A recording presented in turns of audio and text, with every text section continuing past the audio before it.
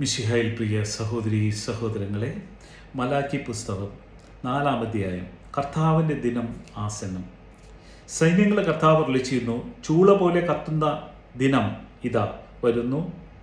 അന്ന് അഹങ്കാരികളും ദുഷ്ടന്മാരും വൈക്കോൽ പോലെയാകും. ആ ദിനം അവരെ വേരും ശാഖയും അവശേഷിക്കാത്ത വിധം ദഹിപ്പിച്ചു കളയും. എന്നാൽ എൻ്റെ നാമത്തെ ഭയപ്പെടുന്ന നിങ്ങൾക്ക് വേണ്ടി നീതി സൂര്യൻ ഉദിക്കും. അതിൻ്റെ ചിറകുകളിൽ സൗഖ്യമുണ്ട്. തൊഴുത്തിൽ നിന്ന് വരുന്ന പശുക്കുട്ടി എന്ന പോലെ നിങ്ങൾ തുള്ളിച്ചാടും. സൈന്യങ്ങളുടെ കർത്താവ് അരുളിച്ചെയ്യുന്നു, ഞാൻ പ്രവർത്തിക്കുന്ന ദിവസം ദുഷ്ടന്മാരെ നിങ്ങൾ ചവിട്ടിത്താഴ്ത്തും.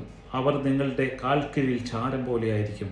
എൻ്റെ ദാസനായ മോശയുടെ നിയമങ്ങൾ എല്ലാ ഇസ്രായേൽക്കാർക്കും വേണ്ടി ഹോറബിൽ വച്ച് ഞാൻ അവന് നൽകിയ കൽപ്പനകളും ചട്ടങ്ങളും അനുസ്മരിക്കുവിൻ.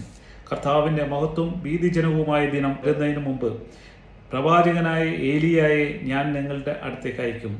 ഞാൻ വന്ന് ദേശത്തെ ശാപം കൊണ്ട് നശിപ്പിക്കാതിരിക്കേണ്ടതിനെ അവൻ പിതാക്കന്മാരുടെ ഹൃദയം മക്കളിലേക്കും മക്കളുടെ ഹൃദയം പിതാക്കന്മാരിലേക്കും തിരിക്കും. കർത്താവിനെ നമ്മുടെ യൗവനത്തിൽ സ്തുതിച്ചാരാധിക്കുക.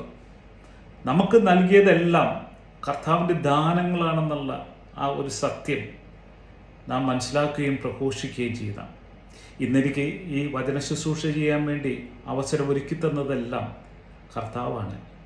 ഞാനായിട്ട് ഒരുക്കിയതല്ല.